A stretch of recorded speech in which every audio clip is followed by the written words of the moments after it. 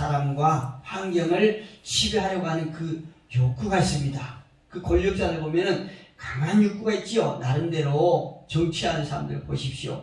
정치하는 거 보면 나름대로 굉장히 힘들 것 같은데 그럼에도 불구하고 정치를 놓지 못하고 계속 도전하고 대전하고 별 수단과 방법을 다 동원해서 모든 것을 다 동원해서 권력을 취하기를 원하지 않습니까? 그들 마음에는 권력을 지배하려고 하는 그 욕구가 대단히 강합니다. 그런데 그 권력은요, 그 사람들에게 또 권력을 추구하려고 하는 그 욕구로 충만해져 있는 그 사람들에게 맛을 줄 수는 있지만 만족을 주지 못한다는 거죠.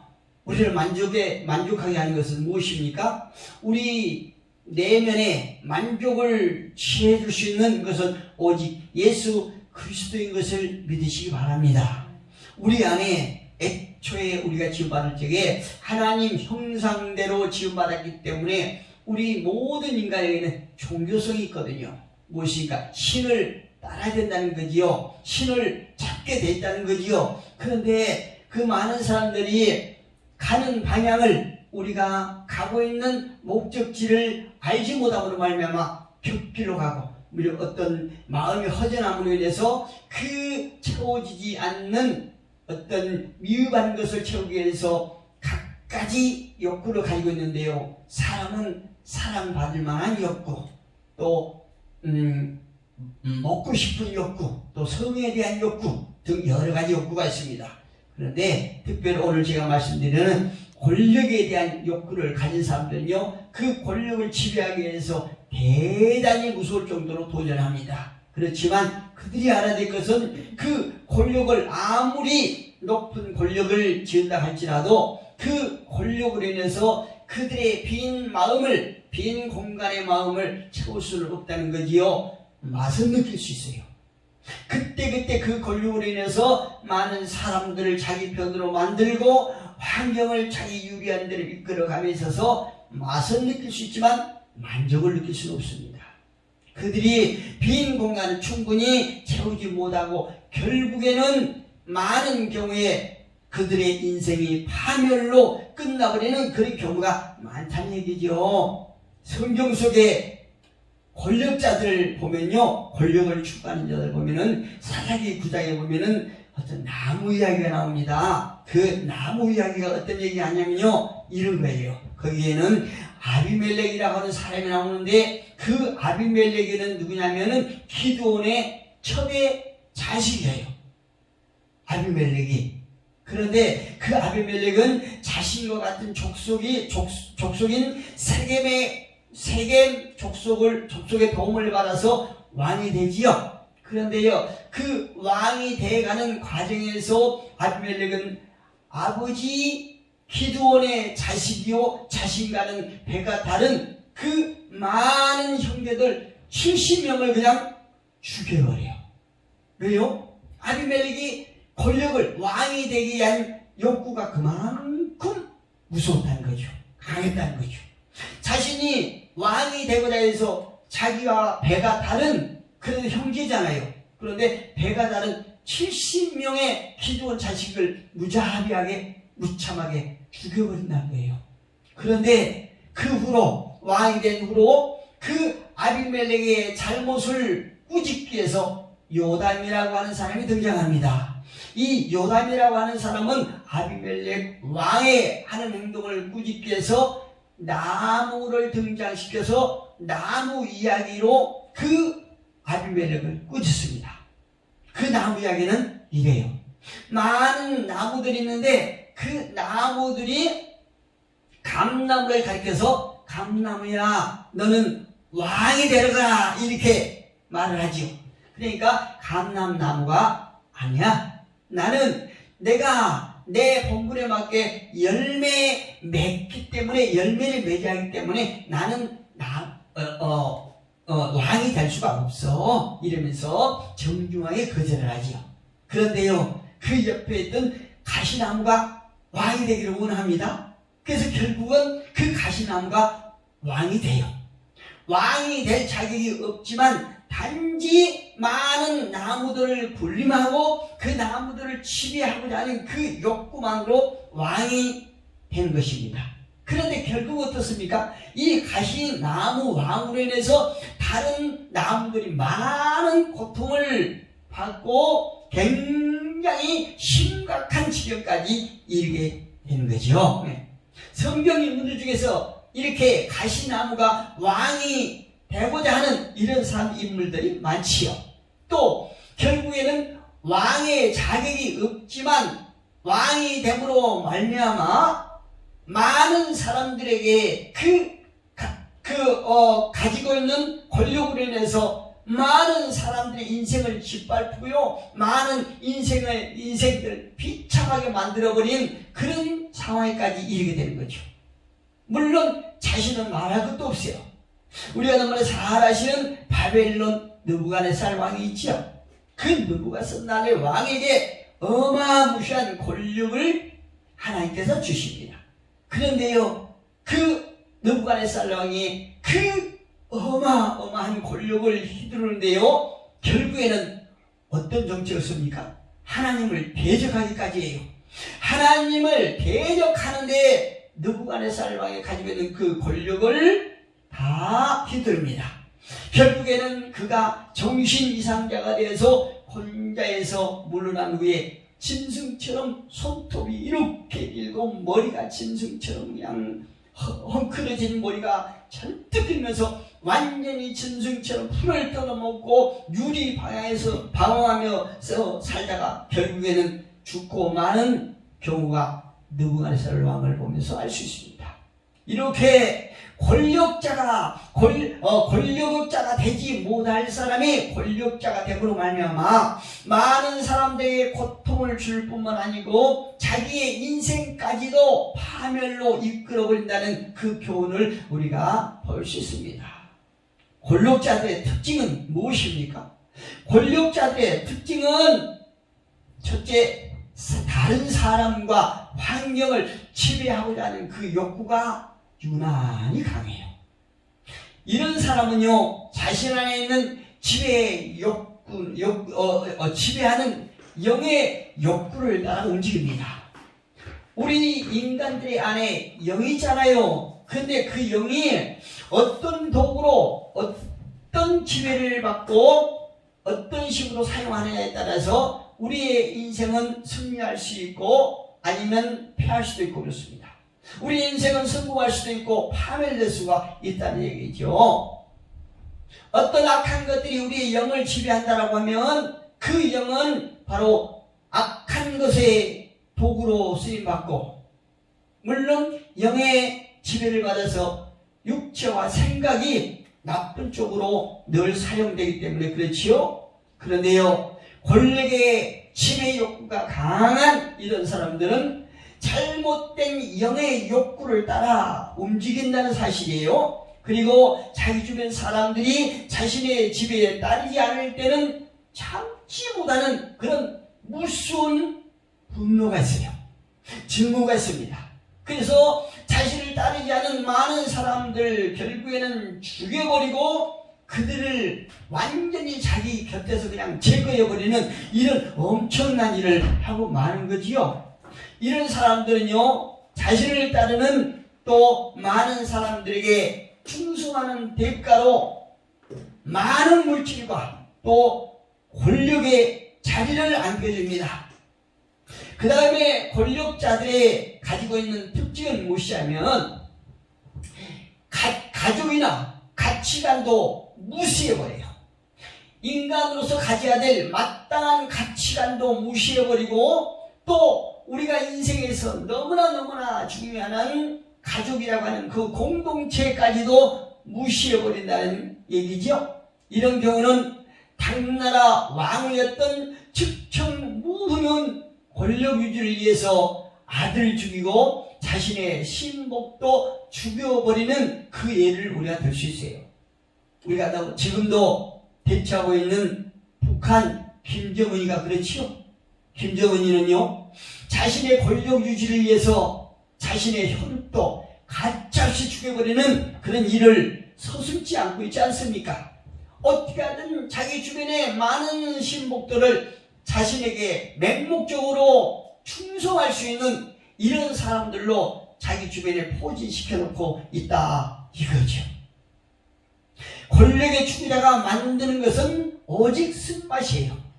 우리 인간은 살아가면서 쓴맛을 만들 수도 있고 단맛을 만들 수도 있고 신맛을 만들 수도 있고 이렇잖아요. 그런데 권력을 추구하는 사람들이 만들어낸 맛은 오직 쓴맛만이 만들어냅니다. 물론 다 그런 건 아니에요. 그런데 많은 경우에 권력을 추구하고 지배 욕구가 강한 이런 사람들 보면 쓴맛을 만들어낼 확률이 더 많다는 얘기죠. 그러나 그들의 권력 추구자가 권력을 소유하고 있을 때는 그 속에 있는 쓴맛은 전혀 드러나지 않습니다. 잘 감춰놓고 있어요. 쓴맛이 혹시라도 드러나는 경우가 있을 때 그는 부인해요. 지금 이 세상이 그렇지 않습니까? 권력을 지배하고는 많은 권력자들이 자신들이 가지고 있는 많은 어떤 쓴맛의 그런 정책을 드러났을 때는 부인하지 않습니까? 아니라고 다른 사람에게 책임을 전가하고 자기는 그렇지 않은 것처럼 많은 경우에 부인하고 있지 않습니까? 때로는 사회가 그런 사람을 추앙하기도 합니다. 맹목적으로 추앙합니다. 그리고 그들의 쓴맛은 그렇게 하면 그렇게 할수록 없어지지 아니하고 남아있습니다. 그 다음에 그들의 모습에서 권력을 획득한 후에 다른 사람들이 자신에 대해 협조하지 않을 경우에는 분노합니다. 심하게 증오까지 합니다. 그래서 자신을 인정하지 않고 자신의 권력에 충성하지 않으면 가차없이 제거해버립니다. 이런 사람의 특징 중 하나는 내 편, 네 편, 아군과 적군을 갈라치게 하는데 명수입니다. 권력자들을 치유해야 돼요. 이런 권력자들이 세상에 난무할 때는 세상이 결국 멸망하고 맙니다. 그리고 국민들은 힘들어합니다. 국민들은 고통스러워합니다. 그래서 반드시 그 권력자들의 지배 욕구를 치유해야 됩니다. 오늘 본문 같이 한번 볼까요? 본문 1절부터 3절까지 같이 한번 읽어봅니다. 모세가 구수 여자를 취하였더니 그 구수 여자를 취하였으므로 미리암과 아론이 모세를 비방하니라. 그들이 이르되 여호와께서 모세야만 말씀하셨느냐? 우리와도 말씀하지 아니하셨느냐? 하매 여호와께서 이 말을 들으셨더라. 이 사람 모세는 온유함이 지면의 모든 사람보다 더하더라. 할렐루야. 모세가 어쨌다고요? 모든 사람보다도 온유함이 지면에 이 땅에 모든 사람보다도 더하더라. 할렐루야. 저와 여러분도 모세와 같은 사람들 흉내라도 내는 저와 여러분 되기를 주님의 이름으로 축복합니다. 여기서 모세가 가지고 있는 온유함이라고 하는 것은요, 신약에서 말하고 있는, 갈라디아서 말하고 있는 성령의 9가지 열매 중에서 8번째예요. 굉장히 중요한 거죠. 온유함은 권력자들을 치유합니다. 권력의 지배 욕구가 강한 자들을 치유할 수 있다는 거죠. 오늘 이 본문에 나오면 미디암과 아론이 권력자의 하나님께서 세우신 모세의 권력에 대적하고 있지 않습니까? 그런데요, 모세의 온유함이 이 권력 하나님께서 세우신 권력에 대적하는 미디암과 아론을 치유할 수 있다는 사실을 우리가 보면 알 수 있습니다. 온유함이란 무엇인가? 온유함이라고 하는 것은 조용하고 화목한 가운데서 나오는 강력한 힘이라고 볼 수 있습니다. 할렐루야. 어떤 것이라고요? 조용하고 화목한 그 가운데서 나오는 강력한 힘이라는 거죠. 이 온유함이 많은 권력의 지배가 욕구가 넘치는 아주 충만한 자들을 치유할 수 있다는 거죠. 신약에서 신약 고린도전서 13장에 가보면 사도 바울이 말하지요. 사랑은 온유하다. 할렐루야. 사랑은 온유하다는 거죠. 사랑, 온유 속에서 사랑이 나온다는 거죠. 온유함이라고 하는 것은 이 말은 일반적으로 좋은 뜻으로 쓰기도 하지만 부정적인 이미지로 연상되기도 합니다. 다시 말씀드리면 온유하다 하면 많은 사람들이 나약함을 생각하거든요. 그런데 그렇지 않아요. 온유합니다 하면은 어떤 뜨뜻미지근한 이런 이미지를 연상하기도 하는데 그렇지 않습니다. 온유함의 실제적인 의미는 그렇지 않다는 거죠. 온유함 하면은 이래도 좋고 저래도 좋고 뭔가 문제가 있어도 그냥 잘 참아주는 것, 다시 말씀드리면 뭐가 나지 않는 것, 이런 것을 온유함이라고 생각하는데요. 그렇지 않습니다. 많은 사람들이 뭐가 나지 온유함이라는 것은 이렇게 뭐가 나지 않고 문제가 있어도 잘 참아주는 것이라고 생각하기 때문에 이런 사람들의 약점은, 문제는 연민이나 열등감에 빠져 있는 것을 볼 수 있습니다. 그런데요, 이런 것은 사실 온유함의 성품의 진짜 의미가 아니라는 거죠. 그러나 온유함이라고 하는 것은 삶의 깊이가 있는 것이에요. 어떤 것이라고요? 삶의 깊이가 있고 성실하게 살아가는 것을 온유함이라고 합니다. 삶의 깊이가 있고 또한 공감하면서 또 성실하게 살아갈 때, 저 사람은 온유한 사람이다, 이렇게 얘기를 할 수 있다는 거죠. 예를 들면 온유함을 얘기할 때에 무기력하거나 소심해져서 어떤 문제가 있을 때 도망하거나 비전도 없고 꿈도 없이 사는 것을 말하고 있지 않다는 얘기입니다. 반대로 온유함이라고 하는 것은 강인한 용기와 또 활력을 지니고 사는 것을 의미합니다. 저와 여러분, 이 악하고 험난한 세상 속에서 강인한 용기와 활력을 가지면서 승리하는 저와 여러분이 되기를 주님의 이름으로 축복합니다. 다시 말씀드리면 나와 다른 사람을 포용하고 또 고통받는 사람을 끌어안을 줄 아는 이런 주도적인 역할을 하는 사람을 온유한 사람이다, 이렇게 얘기하고 있어야 됩니다. 온유함이라고 하면 그저 마음 좋고 친절한 것이 아니라 온유함이라고 하는 더 근본적인 신앙의 언어인 것을 우리가 볼 수 있습니다. 다시 말씀드리면 겸손한 사람은 모든 것이 하나님께로부터 왔기 때문에 힘이 들고 어렵더라도 낙심하지 않고 모든 것이 풍족할지라도 잘될 때도 교만하지 않고 사람들을 넉넉하게 포용하는 사람이 온유한 사람이다, 이렇게 얘기할 수 있어요. 그래서 온유한 사람은요, 하나님의 은혜에 감사할 줄 아는 사람이에요. 온유한 사람은요, 자신의 품성이 완전하다고 생각하지 않고 늘 배움의 자세를 추구한다는 얘기죠. 늘 배울 수 있는 그런 마음의 자세가 돼 있다는 얘기죠. 예수님의 산상수에 보면요, 마태복음 5장 5절에 보면 이런 말씀이 있어요. 마음이 온유한 사람은 땅을 기업으로 얻는다. 할렐루야. 마음이 온유한 사람은 땅을 기업으로 얻는다. 이 말씀이 무슨 말씀일까요? 마음이 온유한 사람들은 땅의 사람들의 마음을 얻는다는 거죠. 다시 말씀드리면 마음이 온유한 사람들은 다른 사람들의 호감을 받고 내 곁으로 올 수 있도록 이런 마음을 가졌다는 얘기죠. 이런 사람들이 마음이 온유한 사람들이요. 온유한 마음은 권력 추구의 거친 성품을 억제시킵니다. 다시 말씀드리면 그 거친 욕구를 발휘하지 못하도록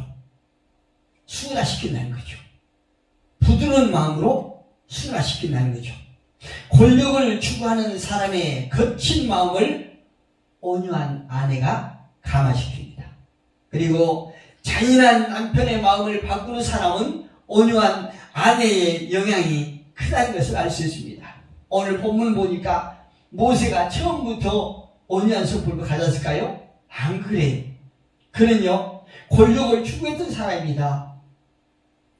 이집트 왕궁에서 거칠고 완악한 그런 마음을 가졌던 사람이에요. 그래서 그는 동족을 위한다고 하면서 사람을 죽이는 살인까지 했지 않습니까? 그러나 그가 광야 40년 동안 양을 치면서 온유한 마음으로 바뀐 거예요. 변한 거예요. 그에게는 또 한 가지 온유한 마음을 가진 아내 시보라가 있었다는 것을 우리가 성경을 통해서 알 수 있습니다. 그는 이집트 궁에 있으면서 거친 인격을 소유했었잖아요. 그러나 광야 한적한 곳에서 묵상했던 시간을 거치면서 그는 온유함으로 바뀐 것입니다. 말씀을 정리해 보겠습니다. 온유함은 소중한 것을 지키도록 해줍니다. 우리가 온유하지 못할 때 나에게 주었던 많은 귀중한 것들을 잃어버릴 수가 있습니다. 모든 사람에게 권력을 추구하려고 하는 그 마음은 다 있습니다. 누구에게나 다 있다는 거죠. 그러나 성령님의 열매인 온유함은 사람들이 가지고 있는 지배의 권력의 욕구를 포기하게 합니다. 우리 모두는 권력자들의 잔인함과 온유한 성품으로 그들의 거친 인격을 깨달을 수 있도록 할 의무가 저와 여러분에게 있고, 또 내 자신 또한 그런 성품을 억제할 수 있도록 성령님의 열매를 삶 속에서 맺어가는 저와 여러분이 되기를 주님의 이름으로 축복합니다.